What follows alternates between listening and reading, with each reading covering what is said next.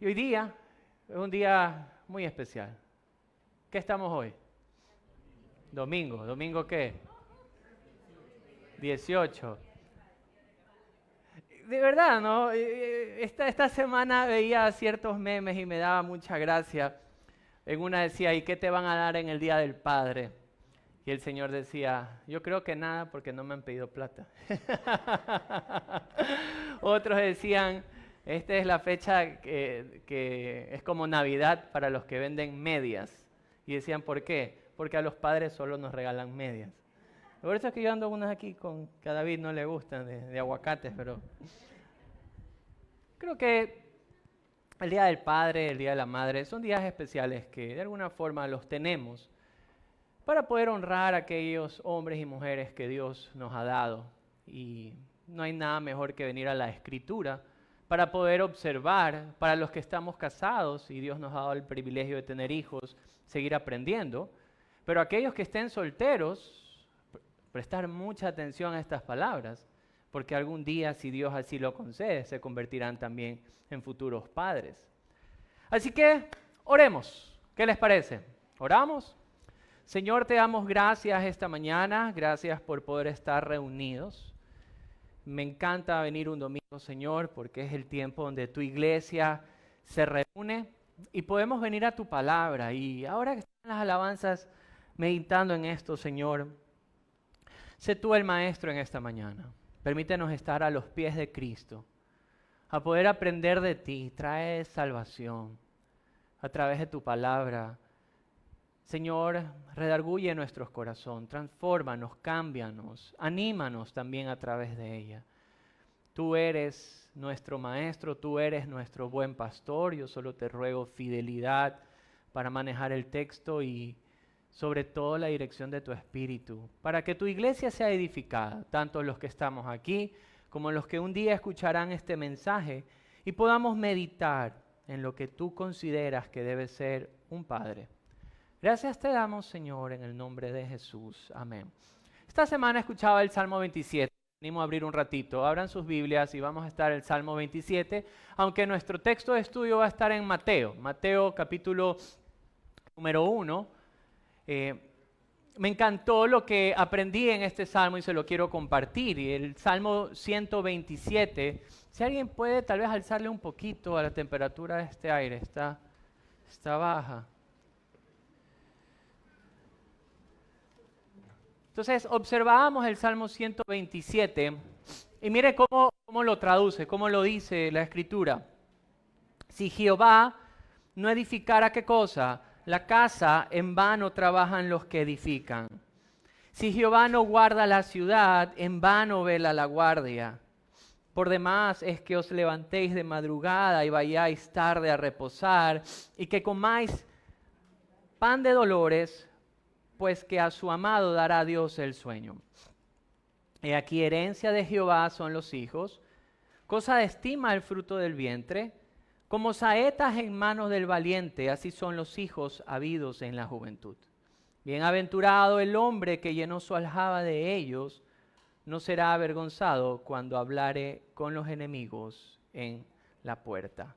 Y me encantó porque empieza hablando de la sociedad y que la sociedad en sí en vano edifica casa, edificios, si Dios no está en medio.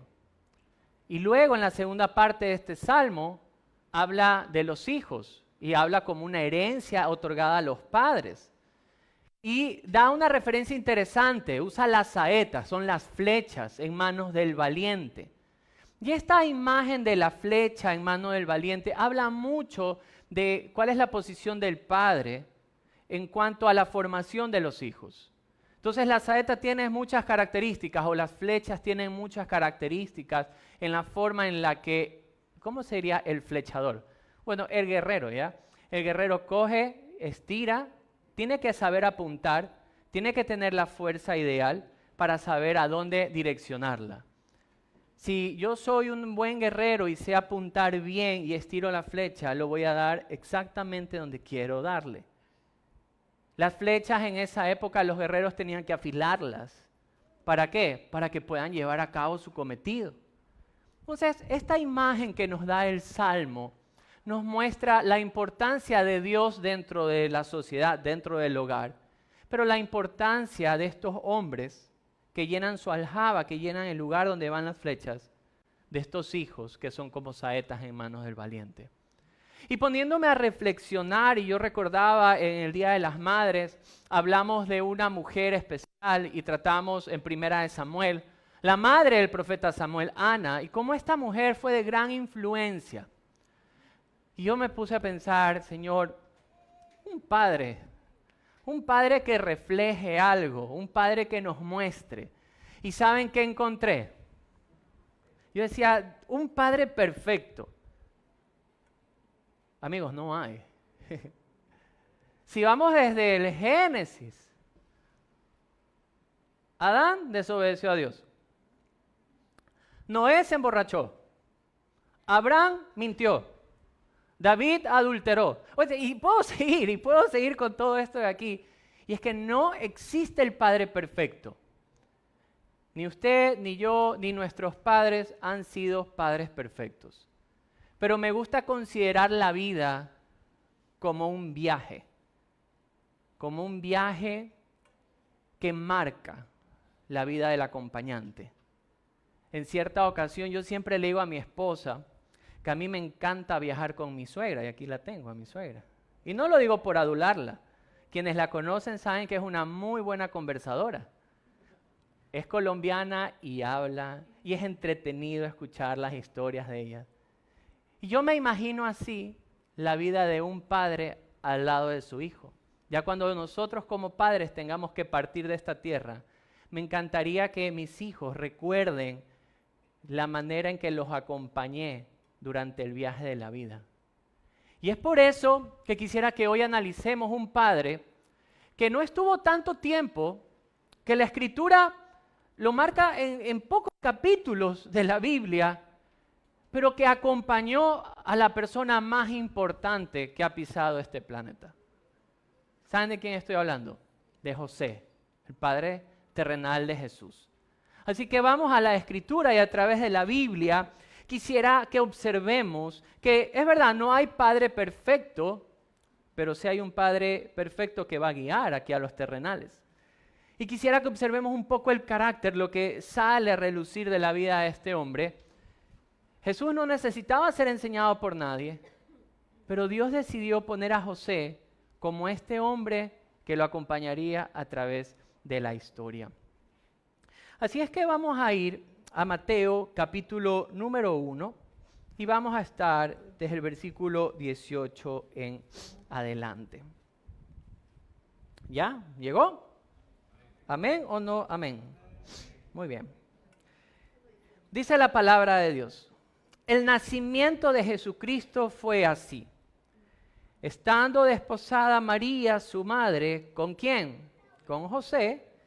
Antes que se juntasen, se halló que había concebido el Espíritu Santo. José, su marido, como era justo y no quería infamarla, quiso dejarla secretamente.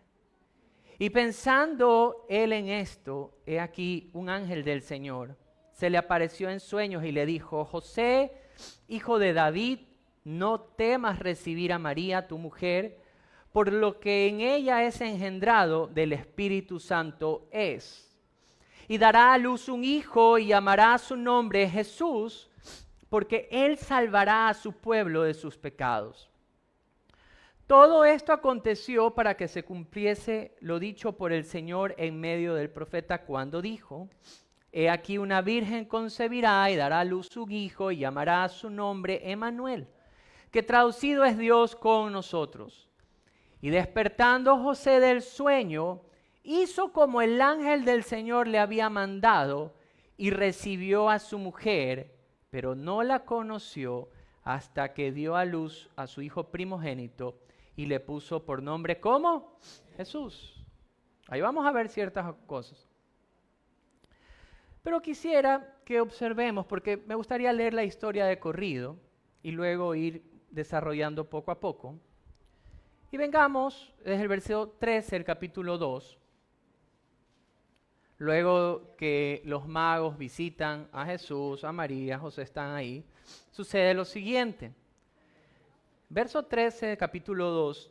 Después que partieron ellos, he aquí un ángel del Señor apareció en sueños a José y dijo, levántate y toma al niño y a su madre y huye a Egipto y permanece allá hasta que yo te diga, porque acontecerá que Herodes buscará al niño para matarlo. Verso 14. Y despertando, tomó de noche al niño y a su madre y se fue a Egipto, y él estuvo allá hasta la muerte de Herodes, para que se cumpliese lo dicho por el Señor por medio del profeta, cuando dijo, de Egipto llamé a mi hijo. Verso 19.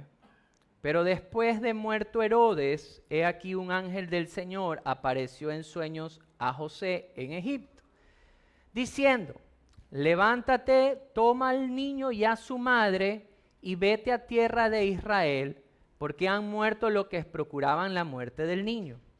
Entonces José se levantó y toma al niño y a su madre y vino a la tierra de Israel. Pero oyendo que Arquelao reinaba en Judea en lugar de Herodes, su padre, tuvo temor de ir allá. Pero avisado por revelación en sueños, se fue a la región de Galilea. Y vino y habitó en la ciudad que se llamaba Nazaret, para que se cumpliese lo dicho por los profetas, que habría de ser llamado Nazareno. Muy bien. Yo quisiera que observemos un poco el carácter que describe la Biblia sobre este hombre llamado José. ¿Qué es lo primero que resalta? ¿Qué es lo primero que la Escritura nos va a mostrar sobre él? En el verso número 19 se le pone este título a José. Dice, José, marido de María, como era justo y no quería infamarla. Esto es interesante. ¿Qué pasaba aquí? José, un joven israelita, María, una joven israelita, estaban comprometidos para matrimonio. A esto se le llamaba el tiempo de desposorio. Normalmente iba el hombre, iba con una dote, con un dinero, conversaba con el padre de la mujer, de la futura esposa, daba la dote, el padre aceptaba, y ellos delante de la sociedad ya estaban casados. Aunque no se había consumado el matrimonio, no habían tenido la celebración, ya legalmente ante los ojos de la sociedad estaban casados. Es como cuando un hombre aquí da el anillo de compromiso, ¿verdad? Entonces, que aunque no estén casados, ya ante los ojos de la sociedad tienen este compromiso que debe ser guardado. Pero había un gran problema. Todo feliz, tiempo de desposorio. José tuvo que ir a haber hablado con el papá de María, pero en medio de esto, ¿qué sucedió? ¿Cuál fue la gran noticia que recibió José? ¿Estaba qué? Estaba embarazado. Unos hacen aquí así. Se ríe. Esto era un gran problema. Si el día de hoy esto es un gran problema que puede afectar a alguien, imagínense en aquellos tiempos, esto era un gran problema. ¿Qué pasaba cuando había un embarazo previo al matrimonio? Veamos qué dice la misma Escritura. Vamos un ratito a Levítico, capítulo número 20. Vámonos un ratito a Levíticos. Y en el libro de Levíticos, en el capítulo número 20, observemos por favor el verso número 10. Cuando usted llegue ahí, dígame, ya llegué. 20:10, Levítico 20:10. ¿Ya? Dice la Escritura. Si un hombre cometiere adulterio con la mujer de su prójimo, el adúltero y la adúltera indefectiblemente serán, ¿qué cosa? Muertos. Esto era algo fuerte. José pudo haber hecho 1001 cosas, pero ¿qué dice la Escritura sobre él? No quiso difamarla. Él no quiso que María pasara este mal rato. Y saben que este carácter de José es el que a mí me llama mucho la atención. Porque ¿qué pudo haber hecho José en este tiempo? Legalmente, ¿qué podía haber hecho José en este tiempo? Vengan un ratito a Deuteronomio, y observemos algo. En Deuteronomio capítulo número 22, vamos a estar un ratito en el versículo número 20. Deuteronomio 22, versículo número 20. ¿Ya? Cuando usted llega y dígame un fuerte, ya llegué. Ahí sí, ya vi que llegaron. Entonces la escritura dice así.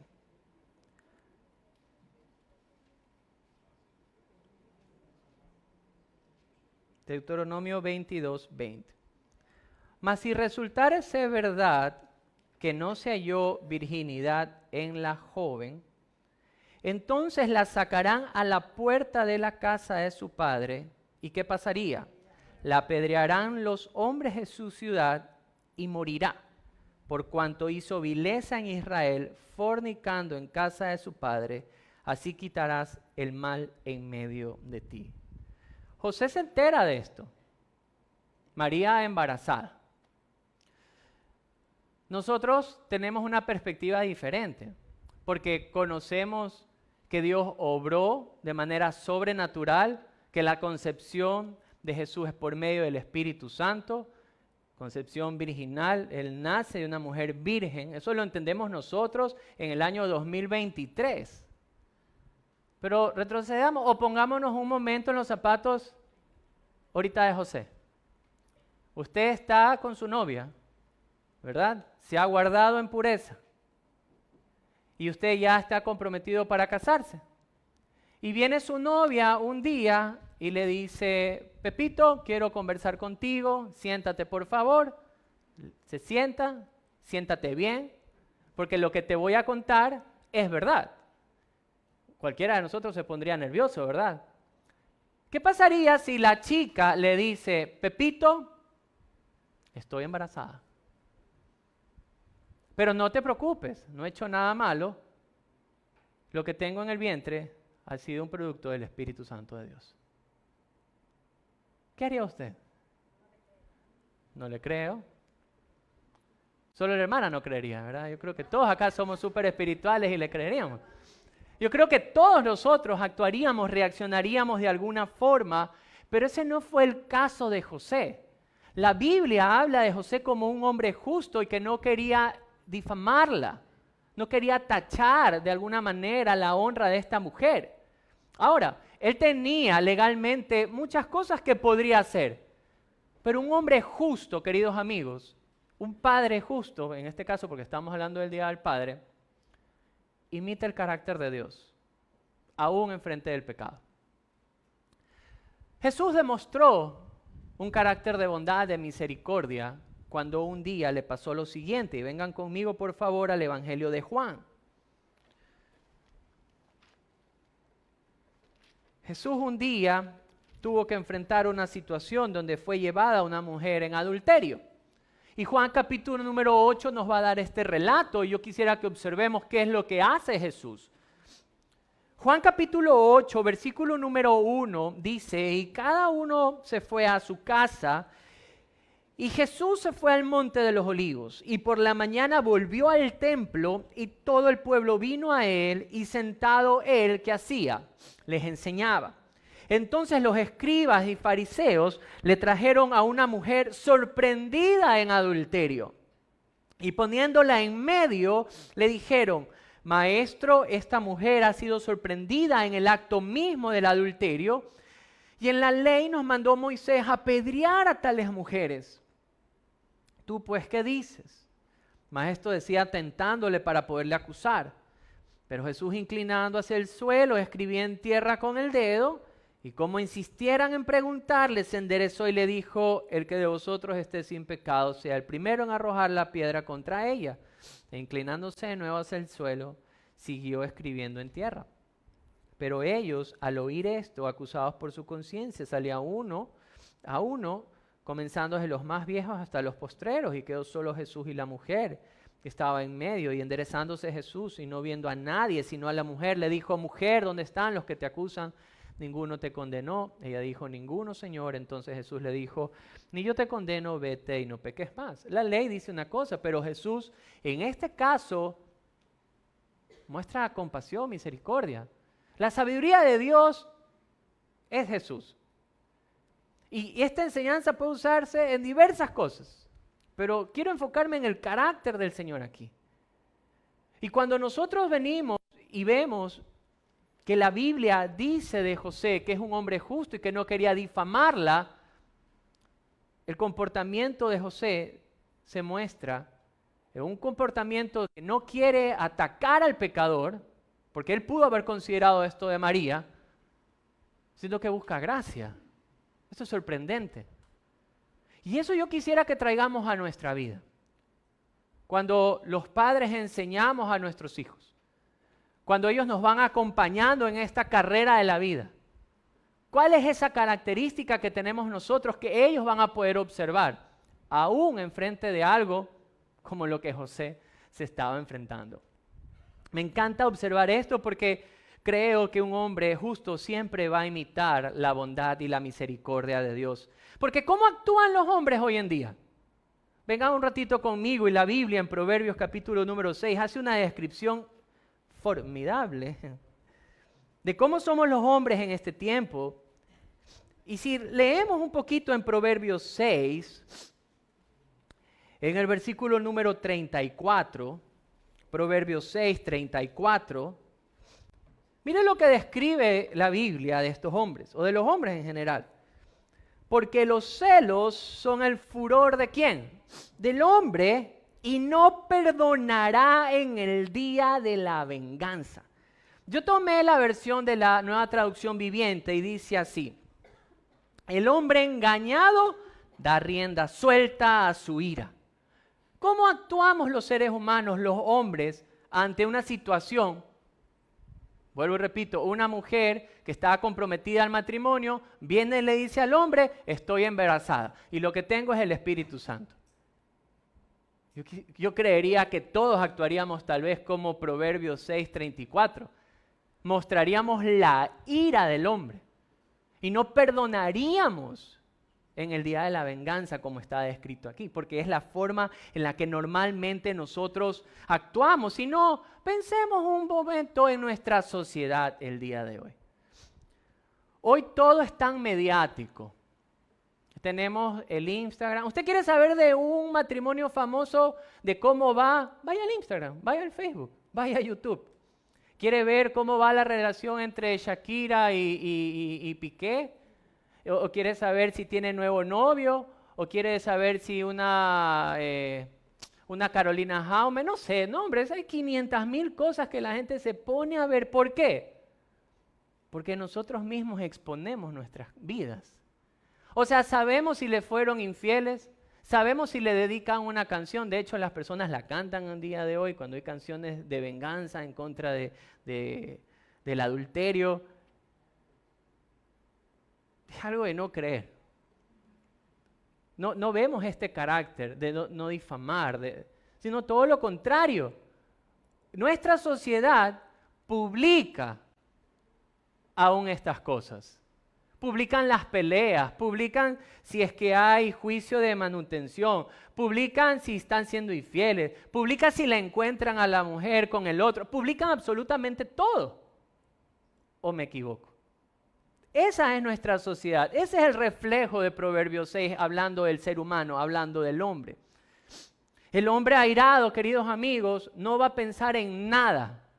No va a pensar en los hijos, no va a pensar en la familia. El hombre airado no piensa, simplemente no lo hace. Pero José no actuó así. Esa no fue la actitud de este hombre justo. Miren la descripción que encontré en Proverbios 16. Proverbios 16, verso número 32. Miren cómo hace una descripción de un hombre justo, tal vez. Proverbios 16, versículo 32. ¿Llegó? Dice la Biblia: mejor es el que tarda en airarse que el fuerte, y el que se enseñorea de su espíritu que el que toma una ciudad. Para mí, la actitud de José muestra estas características de un hombre justo, de un hombre temeroso de Dios, un hombre que no busca una venganza, sino que sabe retener su espíritu. Queridos amigos, José, pecador igual que usted y que yo, imperfecto igual que usted y que yo, su reacción pudo haber sido tan natural como la de los hombres hoy en día cuando publican si han sido infieles o no por medio de una red social. Pero no fue así. Retiene su espíritu y dice la Escritura que no buscó difamar a esta mujer. Me encantó una frase de Spurgeon que dice así: cuando tenemos que hacer algo duro, escojamos la manera más tierna. Quizás no tengamos que hacer nada. Me encantó. Porque poniéndonos a pensar, y como estamos en el contexto del Día del Padre, este es el carácter del hombre que acompañó a nuestro Salvador. Fue un hogar pobre, por si acaso. La Biblia nos describe que el hogar de Jesús no fue un hogar de millonarios. Pero había amor a Dios, había temor de Dios. Y aunque Jesús no necesitaba ser enseñado por nadie, me encanta a quien Dios escogió para que acompañara a Jesús en sus días y observar este carácter en la vida de él. Y ya les voy a decir por qué. Este es como que el primer punto de la vida de José. El carácter de un hombre justo se demuestra así.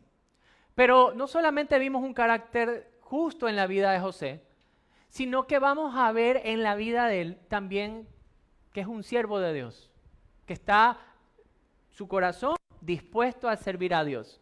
¿Cómo lo observamos? Vamos un ratito y releamos, por favor, los versículos del 20 al 24.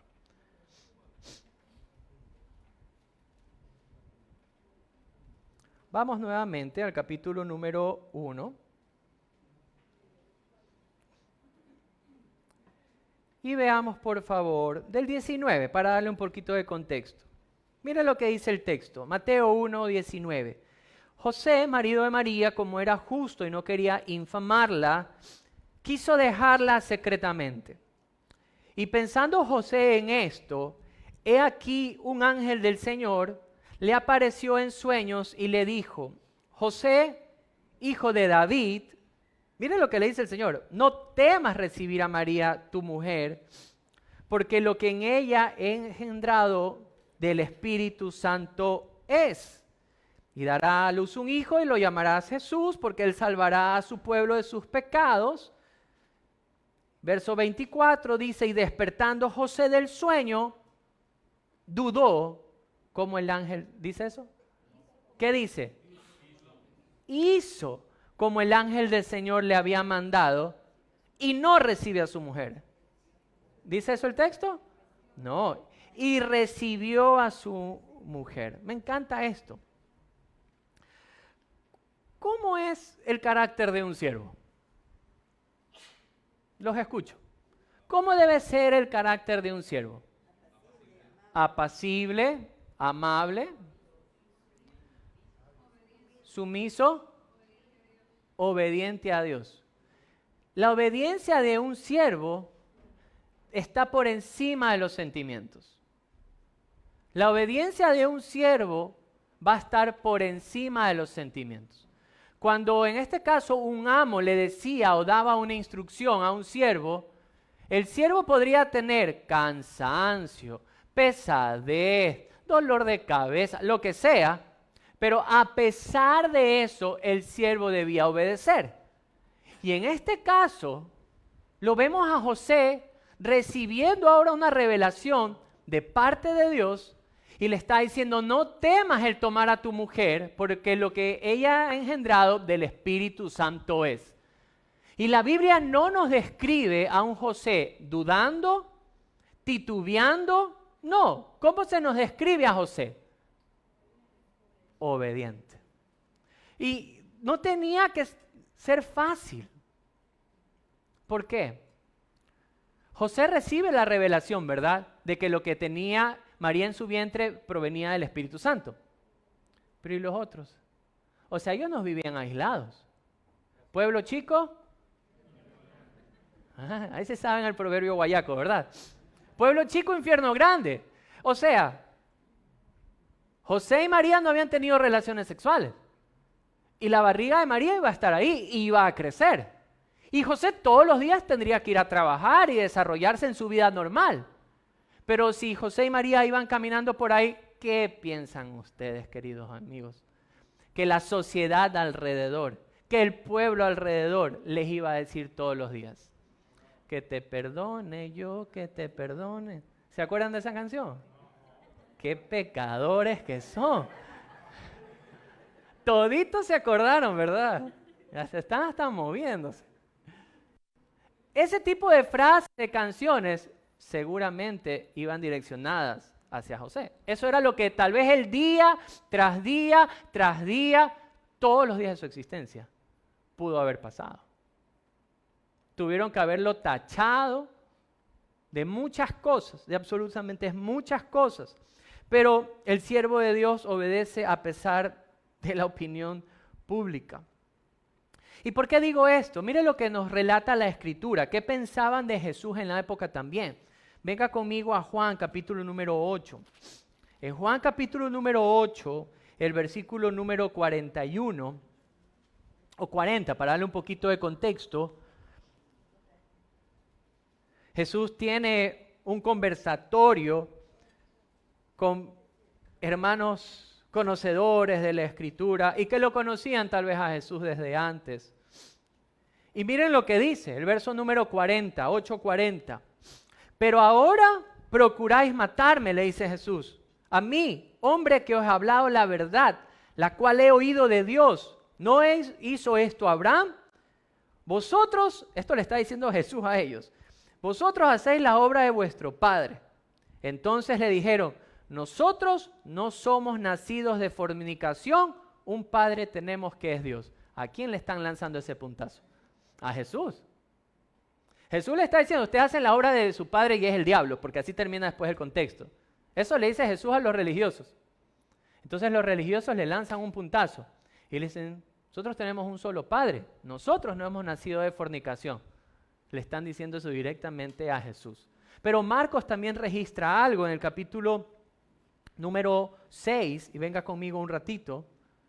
En Marcos capítulo número 6, Marcos hace un registro también de lo que pudo haber estado expuesto la familia de Jesús. Jesús regresa a Nazaret, donde se cría y crece, y mire conmigo los versículos del 1 al 3. Marcos capítulo número 6, versículos del 1 al 3. Dice la Biblia, salió Jesús de allí y vino a su tierra, y le seguían sus discípulos. Y llegado el día de reposo, comenzó a enseñar en la sinagoga. Y muchos, oyéndole, se admiraban y decían, ¿de dónde tiene estas cosas? ¿Y qué sabiduría es esta que le es dada? Y estos milagros que por sus manos son hechos. Y aquí viene lo sorprendente. ¿No es este el carpintero, hijo de María, hermano de Jacobo, de José, de Judas y de Simón? ¿No está también aquí con nosotros sus hermanas? Y se escandalizaban de él. Esta referencia que le dicen, y no es este el hijo de María, era algo despectivo. Porque significaba varias cosas, y entre una de ellas es que el padre de Jesús no era conocido. Por eso le atribuían solo la maternidad a la mujer y no la paternidad. Lo común era que digan hijo de José. Eso hubiera sido lo común. Pero en Nazaret tuvieron, pueblo chico, no hay por qué, tuvieron que haber sabido, de alguna forma. Entonces, esta forma de hablar sobre Jesús y decirle este es el hijo de María, era una manera muy despectiva de hablar de alguien. Entonces, pongámonos a pensar un poco sobre la vida de este hombre José diariamente. ¿Qué pudo haber recibido? Puras burlas, humillaciones. Caminaba por el pueblo, normalmente podía ir a ver a trabajar y tenían que tacharlo de algo. Pero aquí viene algo interesante, queridos amigos.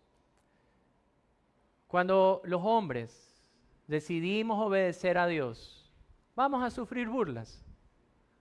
Por favor, tenga eso en mente. Cuando nosotros decidimos seguir a Jesús, vamos a sufrir burlas por la causa de obedecer a Dios. Si no, usted puede revisar Job 17:1. Se burlaron de Job. Usted puede revisar en casa Segunda de Crónicas 36, versículos del 15 al 16, hace una descripción de que todos se burlaban de los profetas de Dios. Pero hubo un hombre en especial, y venga un ratito conmigo a Nehemías 2. A mí me gusta mucho el libro de Nehemías. Nehemías, Dios los levanta para que pueda reconstruir, en este caso, las murallas de Jerusalén. Y cuando él decide obedecer a Dios e ir a reconstruir, pasa algo muy interesante. Nehemías capítulo número 2. Nehemías capítulo número 2. Nehemías 2, versículo número 19. Cuando Nehemías tiene toda esta intención, anima al pueblo a reedificar los muros, dice la Biblia: pero cuando lo oyeron Sanbalat horonita, Tobías el siervo amonita y Gesem el árabe, hicieron escarnio, o sea, burla de nosotros y nos despreciaron. Entonces, ¿qué quiero decir con esto? Cuando un hombre y una mujer, pero como estamos en el contexto del Día del Padre, cuando un padre decide obedecer la voluntad de Dios, van a tener burlas, se van a empezar a burlar. Si nosotros queremos reflejar a Jesús a nuestros hijos, indudablemente en algún momento se burlarán de nosotros. Miren, si un padre, miren, lo más común, el otro día estuve en un partido de fútbol de sobrinos, hijos, y estuve ahí viéndolo y todo. Solo viéndolo porque soy malísimo, por ejemplo. Entonces estaba ahí viéndole. Ni cuando era joven había escuchado tantas malas palabras, se los prometo. En cierta ocasión tuve que ir a visitar a un hermano a la penitenciaría del Litoral. Ni ahí había escuchado tantas malas palabras. En un partido de fútbol de unos jovencitos, qué manera de hablar malas palabras. Pero ¿qué pasa cuando nosotros no queremos ser iguales? Como padres, queremos refrenar nuestra lengua a esas palabras que contaminan el corazón y la mente de nuestros hijos. En algún momento dirán: ese señor es un anticuado. Anticuado pero boca limpia por lo menos. Se van a burlar, van a decir que somos un santurrón. Mira, si nosotros queremos pasar con nuestra familia y con nuestras esposas, van a decir que somos mandarinas. ¿Amén o no amén? Y de cáscara gruesa. Porque queremos estar con nuestra familia, queremos estar con nuestras esposas. ¿Qué pasa si tal vez nunca has tenido una aventura? Tal vez los amigos alrededor dirán que no has vivido la vida. Son cosas que hoy pasan. Pero ¿qué pasa aún si un hombre decide perdonar la infidelidad de una mujer? Dirán de él que es un tonto. Dirán de él que es un tonto. Eso pasó con José. Toda la sociedad tuvo que haber tenido en la mente que María le fue infiel. Pero José caminó con frente en alto. Y ¿saben qué? Hace tiempo atrás, mucho tiempo atrás, hubo un caso que la verdad marcó bastante mi vida. Un hombre que ama al Señor, casado, una bonita pareja, y su esposa decide abandonar el hogar y serle infiel. Esta mujer, en su infidelidad y en su locura, queda embarazada. Este hombre, quien la embarazó, decide abandonarla. Y ella regresa donde su esposo. Este hombre la aceptó, la perdonó y acogió a ese hijo como propio. Y cuando los vemos, ¿cómo ama este hombre a ese niño? Yo hasta el día de hoy digo, no comprendo tanto amor. Este hombre es el fiel reflejo de Jesús, no solamente para su hijo y aún para su propia esposa, sino para los que estamos alrededor de él. Porque no hay persona más infiel que nosotros para con Dios. Si no, observemos nuestra semana, nuestros días. ¿Cuántas veces ni siquiera nos acordamos de Dios? ¿O cuántas veces malos pensamientos han quedado inundando nuestra mente? ¿Cuántas veces nuestros labios esta semana no han proferido maldiciones y malas palabras? ¿Cuántas veces no hemos sido infieles con Dios? Pero cuando un pecador se acerca arrepentido, Jesús jamás nos rechaza. Y este hombre me mostró un día esto. Y cuando observo la vida y el carácter de José, sus sentimientos tuvieron que haber quedado por debajo y su obediencia a Dios por arriba. Y este hombre acompañó a Jesús en su niñez y en su adolescencia. Podrán decir de todo de José, pero jamás que fue un mal padre. Y si usted también como hombre de Dios, como padre, decide obedecer al Señor por encima de sus sentimientos y reflejar ese carácter a sus hijos en la forma en la que habla, en la que trata a las personas, a su esposa, a su madre, podrán decir de todo de usted. Santurrón, anticuado, chapada a la antigua, lo que sea. Pero jamás dirán de usted que ha sido un mal padre. Jamás. Porque está reflejando ese amor de Dios. Viene algo muy importante que me gustó del carácter de este hombre. Y si nosotros regresamos a Mateo, capítulo número 2, quiero que veamos un principio que se rescata de esta parte de la historia. Ya hemos observado el carácter justo porque imita la bondad y la misericordia de Dios cuando no quiere difamar a María. Estamos observando a este hombre como un siervo de Dios que obedece por encima de sus sentimientos. No le importa la opinión pública, él va a obedecer a Dios. Pero aquí vamos a ver algo increíble. Vamos a ver la obediencia de José con tal de salvar a los suyos. Miren esto. Verso número 13 y dice así: después que los magos parten, he aquí un ángel del Señor, verso 13, aparece en sueños a José y le dice: levántate y toma al niño y a su madre y huye a Egipto y permanece allá hasta que yo te diga, porque acontecerá que Herodes buscará al niño para hacerle ¿qué cosa? Para matarlo. Y el verso 14, miren lo que dice la Escritura. Y él, despertando, tomó de noche al niño y a su madre y se fue ¿a dónde? Se fue a Egipto y estuvo allá hasta la muerte de Herodes para que se cumpliese lo que dijo el Señor por medio del profeta cuando dijo: de Egipto llamé a mi hijo. Verso 19.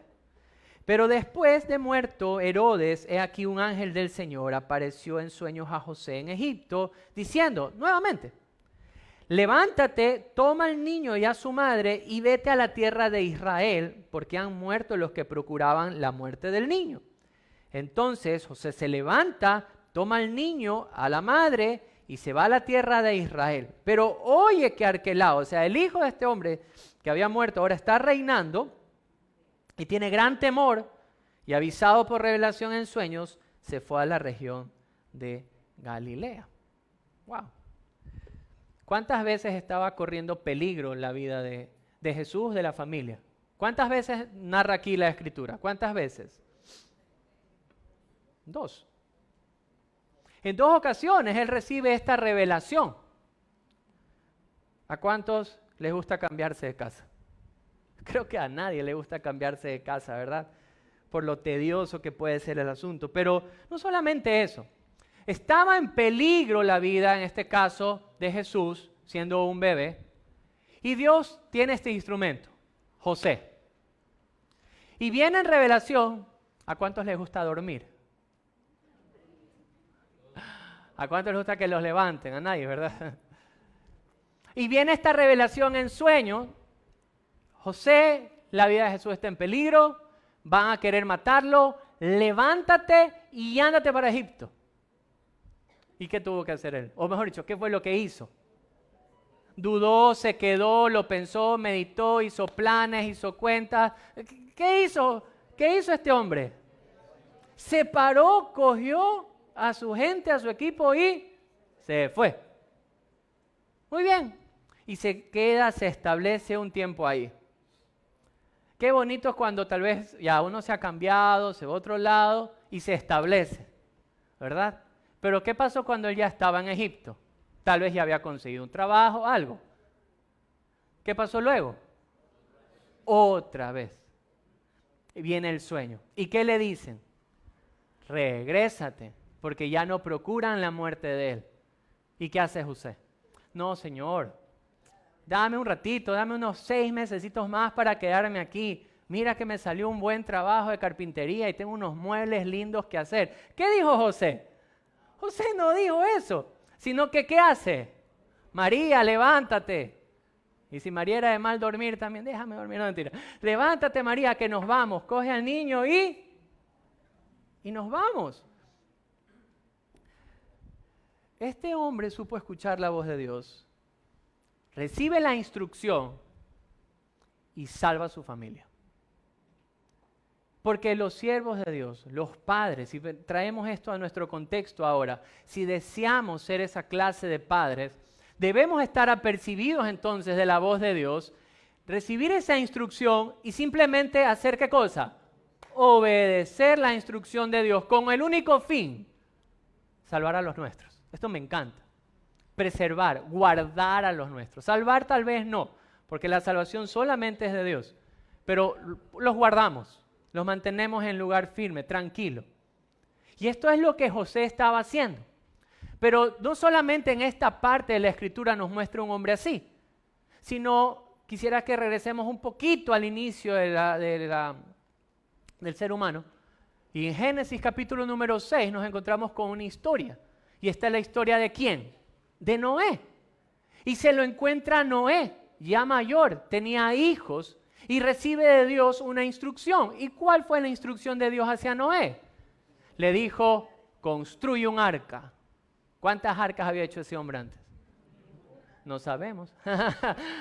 No lo sabemos. Pero no había habido una lluvia, no había habido un torrencial, una inundación como la que iba a haber. Pero le da una instrucción y le dice, construye un arca. La Biblia sí nos deja ver que este hombre fue un pregonero, un predicador, para que la gente escuchara que iba a venir esta clase de destrucción por la ira de Dios, a causa del pecado del hombre.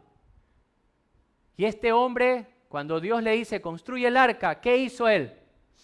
No, Señor, me quiero poner un restaurante de encebollado. Y no dijo eso. La Biblia nos muestra que él construye el arca. Y regresemos entonces un ratito a Génesis capítulo número 7. Y Génesis 7 nos va a mostrar esto de aquí. Me encanta esto.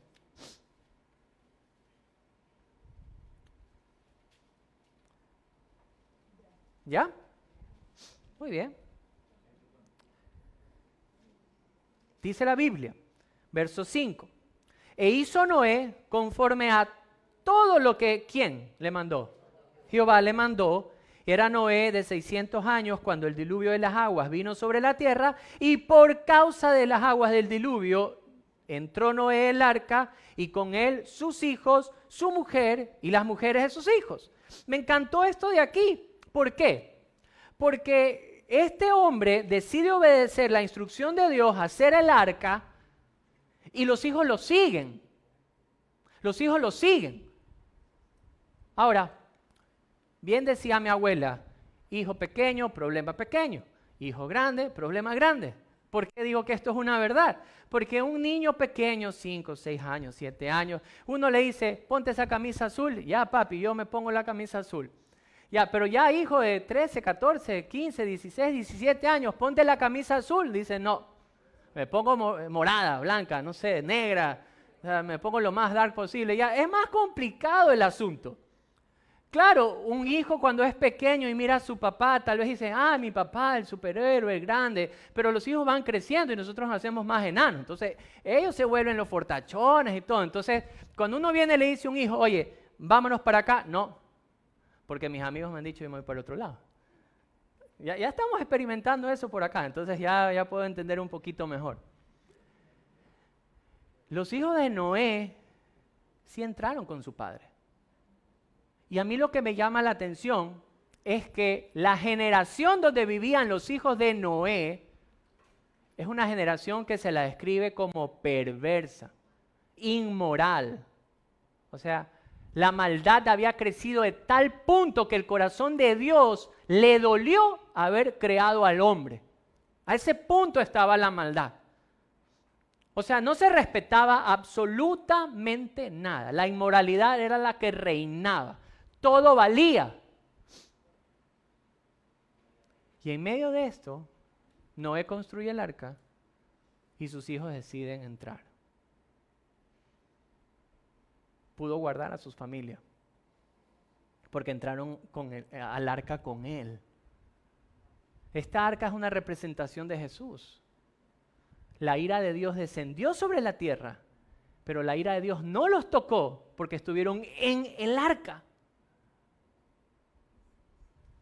Si nosotros somos aquellos que sembramos la palabra de Dios, que instruimos a nuestros hijos en la palabra de Dios, tal vez Dios nos dé la gracia que nos sigan y ya no ingresen al arca, sino que estén en Cristo y la ira de Dios va a venir sobre esta tierra. Definitivamente va a venir sobre esta tierra, pero la ira de Dios no tocará a nuestra familia porque están en Cristo. ¿Amén o no amén?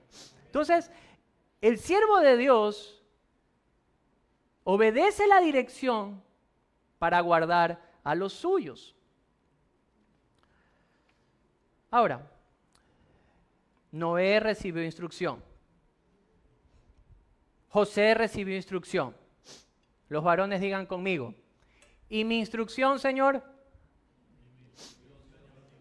Solo unos 3, 4 siervos por ahí. Dígalo fuerte a los varones. ¿Cuál es mi instrucción, Señor? Muy bien. Entonces están decididos a obedecerla por lo que veo. ¿Amén o no amén? Uy, unos por ahí hacen así. Amén. Hay instrucciones también para nosotros, porque el siervo de Dios obedece la instrucción de Dios, la pone por obra. ¿Cuál sería una de ellas para nosotros? Salmo 103. Si nosotros vamos un ratito al Salmo 103, veamos un ratito el versículo número 13. Salmo 103, versículo número 13. ¿Ya? ¿Llegó? Si usted quiere puede marcarlo en su Biblia. Y dice así: como el Padre se compadece de los hijos, se compadece Jehová de los que le temen. Entonces, ¿cuál debe ser el carácter de nosotros en la formación de nuestros hijos? ¿Cómo? ¿Qué dice el texto? No sé qué leyeron. Tiene que haber compasión en nuestro corazón. ¿Se ha escuchado el dicho, la vaca no se acuerda cuando fue ternera? ¿Sí se acuerda? ¿No se acuerdan de esos dichos? Miren, yo creo que en esto muchas veces podemos errar y pecar. Y es que podemos tratar de manera dura a nuestros hijos. Y nosotros no nos acordamos de nuestros propios errores, de lo que nosotros cometimos, de lo que nosotros hicimos. Y queremos tal vez imitar el carácter justo de Dios, airado de Dios, y no imitar el carácter compasivo de Dios. Pero la Biblia enseña que Dios es compasivo y que nosotros debemos ser compasivos, porque un padre compasivo ama al hijo. ¿Cuál sería otra instrucción? Porque usted va a decir, oye Javier, como que estás muy suave hoy día. Bueno, aquí viene lo más bonito. Proverbios 3. Proverbios 3, versículos 11 al 12. Proverbios 3, versículo del 11 al 12. ¿Llegó? Muy bien, dice la Biblia. No menosprecies, hijo mío, el castigo de Jehová, ni te fatigues de su corrección, porque Jehová al que ama, ¿qué dice? Castiga, como el padre al hijo quien quiere. Entonces, aquí hay un principio. ¿Qué tendríamos que hacer si nosotros vemos el camino desviado de uno de nuestros hijos? Aquí el hermano dijo, castigarlos durísimo, amén, aleluya. Debe haber corrección. Un padre debe saber corregir a sus hijos. Miren, ¿cuántos de los que están aquí han pecado esta semana? Yo levanto mi mano. ¿Y por qué levanta si yo no le he dicho que levante?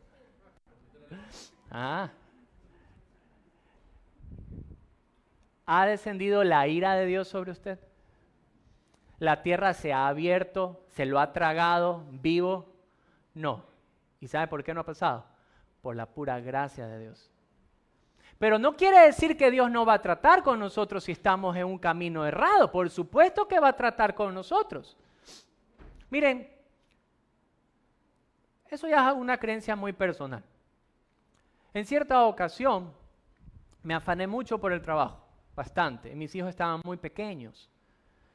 Y en este afán por el trabajo, una enfermedad tocó así, de improviso mi vida, de una, que me dejó postrado 2 semanas en cama sin poderme parar porque me mareaba. Mi esposa tenía que inclusive acompañarme al baño porque no podía hacer nada por mí mismo. Así de fuerte me golpeó el afán. Y en ese momento Dios simplemente tocó mi vida. ¿Por qué digo esto? Porque considero la soberanía de Dios y pienso que Él tiene el control de todo, aún de la salud de nosotros. Esas 2 semanas pude meditar lo tonto que fui por dejarme afanar, porque 2 semanas no fui al trabajo, igual se vendió, igual comimos, igual hicimos todo. Dios tiene control de las cosas. Me di cuenta que no estaba disfrutando a mis hijos pequeños por estar afanado. Dios sabe cómo disciplinarnos, Dios sabe cómo instruirnos, pero la instrucción de Dios jamás busca lastimar, sino corregir. Por eso inclusive si alguno tiene la práctica de usar algo para dar tas, jamás debe ser de manera grosera o violenta para lastimar a alguien, sino todo lo contrario. Saber instruir es suficiente, pero nunca dejamos de corregir la vida de nuestros hijos. Hay una frase que yo uso con mis propios hijos, que si yo no los corrijo en casa, el mundo afuera los va a corregir. En casa lo vamos a tratar con amor, con misericordia, ¿verdad? Pero afuera el mundo no va a tener misericordia. La ley te va a caer. Vayan ahorita para una penitenciaria del litoral, a ver si alguien quiere caer en eso. Nadie va a querer caer en esas garras. Por eso es preferible corregir en casa cuando están, porque en casa se supone que debemos corregir con gracia y misericordia. Amén. Debe haber eso. Muy bien, pero vamos entonces a Colosenses, otra instrucción. Colosenses capítulo 3, verso 21. Miren lo que dice la palabra de Dios. Y aquí hay instrucción para casadas, para maridos y para padres. Colosenses 3, 21 dice así: Padre, no exasperéis a vuestros hijos para que no se desalienten. Otra frase dice, no los provoquen a ira, no los exasperen, sino más bien, ¿qué debe de haber? Ánimo, ánimo. ¿Qué puede ser algo que desanime a sus hijos? ¿Qué puede ser algo que los lleve a la ira? Un castigo. No ser escuchado. Injusticia. ¿Qué más? Que no los dejen salir. ¿Qué? Hay muchas formas en las que nosotros podemos llevar a la ira a nuestros hijos. Yo recuerdo la mía cuando era pequeño y a mí me molestaba en sobremanera cuando me hacían una comparación y me decía, eres igualito, y eres igualito, y yo decía, no, yo no soy esa persona, yo soy otra persona. Y eso a mí me guiaba a la ira, porque muchas veces nosotros podemos hacer esas comparaciones y decirle, es que tú no eres igual que yo. Claro, pues otra persona. Es que tú no actúas como yo. Claro, porque el hijo es otra persona. Y eso puede guiar a la ira. Más bien la Biblia dice que nosotros debemos animar a nuestros hijos. O sea, no quiero decir que uno debe tapar las imperfecciones de los hijos. No, uno debe corregir a sus hijos. Pero sus hijos deben saber cuál es el fan número 1 de sus hijos. Ya nuestro hijo no nos quiere ni llevar a sus competencias. Porque yo creo que a veces ya exageramos, ¿verdad? Cuando va mi esposa, exactamente, le dice, peluche, va. No le digan peluche por si acá. Él sabe que sus padres son los fans número 1 de ellos, de Eliana, de Graceita, cuando están. Debemos ser los primeros en estar ahí. Animar a nuestros hijos. Y procurar no llevarlos a la ira. De muchas formas. Efesios 6:4 nuevamente nos habla, y esto es muy importante, algo que los padres debemos hacer. Vengamos a Efesios, capítulo número 6, versículo número 4. La Biblia dice, y vosotros padres no provoquéis a ira a vuestros hijos, sino criarlos en disciplina y amonestación del Señor. Miren, ¿cuántos de nosotros criarlos en disciplina y amonestación del Señor? Esto es interesante porque hay cosas que también pueden provocar la ira a nuestros hijos.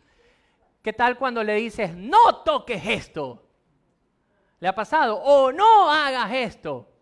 Entonces nuestros hijos ya cuando van creciendo te hacen una pregunta que te deja ahí. ¿Y por qué? Pero ¿y por qué no hago esto? Y nosotros sacamos una mejor respuesta. ¿Saben cuál es? Porque no. Porque así se lo digo. Y es la respuesta típica de los seres humanos, es decir, no hagas esto, ¿por qué no lo hago? Porque no, o porque yo lo digo. Lo racional debería ser, no hagas esto porque te va a pasar esto. Y así lo podemos criar en disciplina y amonestación. O no hacemos esto porque la Biblia instruye a que no hagas esto. ¿Y por qué no lo hacemos? Veamos qué dice la Biblia. ¿Qué le pasó a David cuando estuvo de vago en la terraza? Y no salió cuando se suponía que los reyes tenían que ir a la guerra. Se quiso quedar de vago. ¿Y qué le pasó? Cayó en adulterio. ¿Y qué le pasó luego? Mandó a matar. O sea, se la embarró todita. Hay que mostrarle eso ¿a quién? A los hijos. Que es lo que la Escritura enseña. Pero hay dos cosas que quisiera animarles. Ya con esto vamos concluyendo. En 2 Corintios 12:14, Pablo dice algo muy interesante. Pablo aquí, aunque está hablando de un tema diferente, usa una frase que me gustó. Y la frase en 2 Corintios 12:14, y la voy a parafrasear, es los padres los que ahorramos, somos los padres los que trabajamos para los hijos. Y aún en este tiempo es interesante decir esto, porque muchas veces el varón no es el que toma lo que realmente le pertenece hacer. Y es trabajar y esforzarse por sus hijos. Dejar un legado espiritual, pero si en la voluntad de Dios puedes ahorrar algo para tus hijos, hazlo también. Y con esto quiero terminar. Deuteronomio, capítulo número 11, versos 18 al 21. Deuteronomio 11, versículos 18 al 21. Dice la palabra de Dios.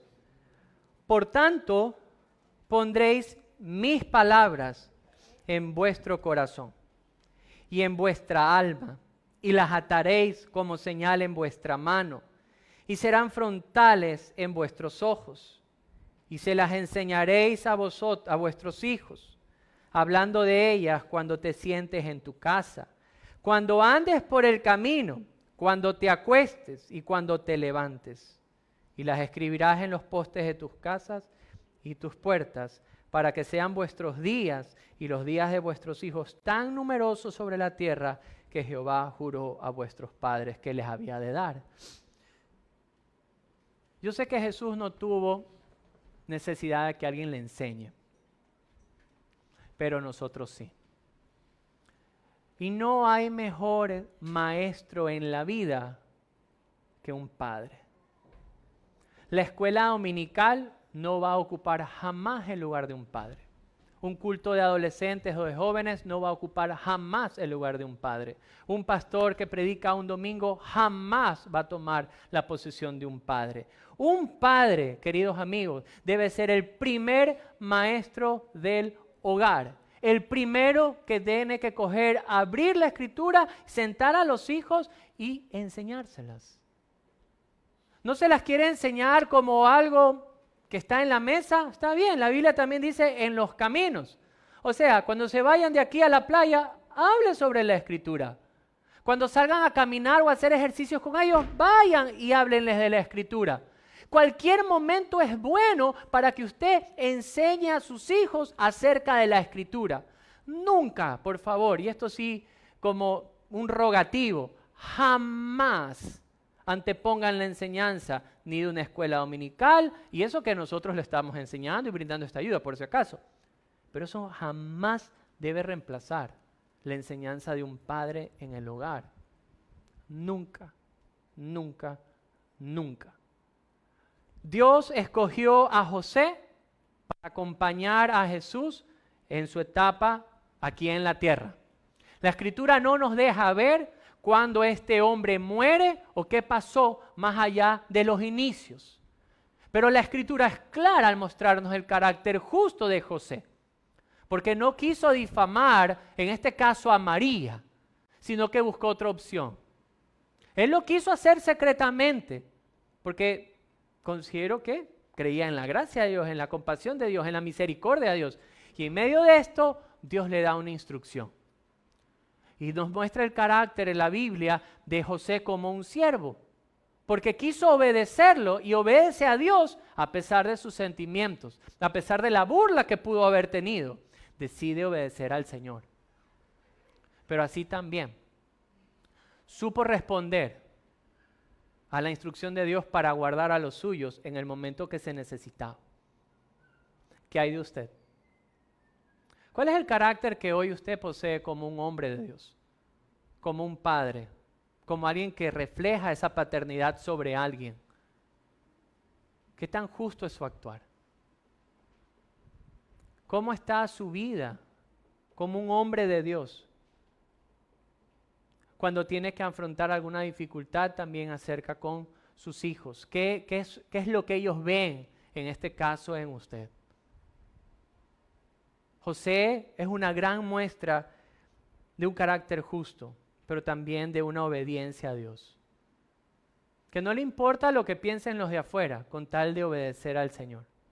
Y eso nos refleja a nosotros algo, cómo debe ser nuestra vida también como padres. Pero también comprendo algo, que no es fácil vivir de la forma en la que nos muestra la Biblia que vivió José, si no tienes una relación personal con Cristo. Es imposible. Es imposible que un hombre pueda reflejar a Dios si Dios primero no vive en su interior, si Dios primero no cambió su vida, si no transformó su ser. Si usted tal vez hoy no tiene una relación personal con Cristo, yo quiero animarlo a que hoy humille su corazón y reconozca sus fallas y dígale: Señor, yo soy pecador y te necesito. Necesito que transformes mi vida. Si es un padre, Dios le enseñará a ser un buen padre. Si aún está soltero, Dios lo transformará también en un buen padre. Pero vivir de esta manera es imposible sin primero humillar nuestro corazón a Jesucristo. Vamos a orar.